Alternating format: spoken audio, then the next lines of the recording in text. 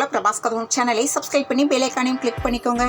இலங்கை சிறையில் வாடும் மீனவ குடும்பங்களுக்கு வழங்கப்படும் தின உதவித் தொகை ரூபாய் 250 ரூபாய் 350 உயர்த்த முதலமைச்சர் மு.க. ஸ்டாலின் உத்தரவிட்டுள்ளார். நாமக்கல் மாவட்டத்திற்கு ஆகஸ்ட் 3 உள்ளூர் விடுமுறை என்று அறிவிக்கப்பட்டுள்ளது. சட்டம் ஒழுங்கு சீரழிவில் தமிழ்நாடு முதன்மை மாநிலமாக விளங்கிக் கொண்டிருப்பதாக ஓ. பன்னீர்செல்வம் தெரிவித்துள்ளார்.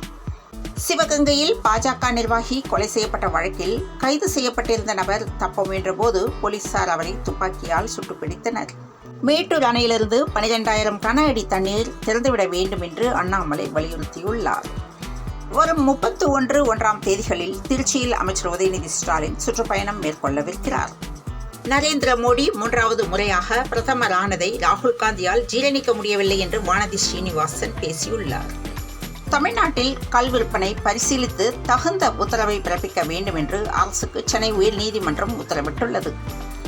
சவுக்கு சங்கருக்கு நிபந்தனை ஜாமீன் வழங்கி உத்தரவிடப்பட்டுள்ளது. சமூக ஊடகங்கள் மூலம் தனிநபர் தாக்குதலில் ஈடுபடுபவர்கள் மீது நடவடிக்கை எடுக்க வேண்டும் என்று சரத்குமார் வலியுறுத்தியுள்ளார். சென்னையில் ரூபாய் 70 கோடி மதிப்புள்ள மெத்தபெட்டமைன் போதைப் பொருள் பறிமுதல் செய்யப்பட்டுள்ளது. கிளாம்பாக்கம் பேருந்து நிலையத்தில் சந்தேகத்திற்கிடமாக நின்ற நபரை பிடித்து விசாரித்த போது போதைப் பொருள் சிக்கியது. சக்கர வியூகம் போல் நாடு தாமரை வியூகத்தில் சிக்கியுள்ளது என மக்களவையில் எதிர்க்கட்சித் தலைவர் ராகுல் காந்தி கடுமையாக சாடியுள்ளார். திருச்சி ஸ்ரீரங்கம் ஆண்கள் மேல்நிலைப் பள்ளியில் மாணவர்களுக்கிடையே தகராறு ஏற்பட்டுள்ளது. அப்போது தடுக்க சென்ற ஆசிரியருக்கு அரிவாள் வெட்டு விழுந்ததால் அங்கு பரபரப்பு ஏற்பட்டது. வட மாநிலத்தில் நடத்தப்படும் காசிதாஸ் பாபா பூஜை என்ற வேண்டுதல் நிகழ்வில் பச்சிளம் குழந்தையை கொதிக்கும் பால் பானைக்குள் குழந்தையை போட்டு கடவுள் நம்பிக்கையால் நடந்த கொடூரம் பதற வைக்கும் வீடியோவாக வெளியாகியுள்ளது. சர்வதேச டென்னிஸ் போட்டியில் இருந்து ஓய்வு பெறப் போவதாக ரோஹன் போபண்ணா அறிவிப்பு வெளியிட்டுள்ளார். இதுதான் இந்தியாவுக்காக விளையாடிய கடைசி போட்டி என்று போபண்ணா தெரிவித்துள்ளார். பாரிஸ் ஒலிம்பிக்கில் வில்வித்தையில் இந்தியாவை வீழ்த்தி துருக்கி அரையிறுதிக்கு தகுதி பெற்றது.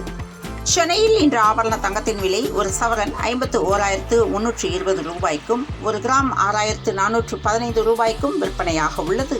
தொடர்ந்து இணைந்திருங்கள் பிரபாஸ் கதவம் செய்திகளுடன். மீண்டும் மற்றும் ஒரு செய்தியில் சந்திப்போம். வணக்கம்.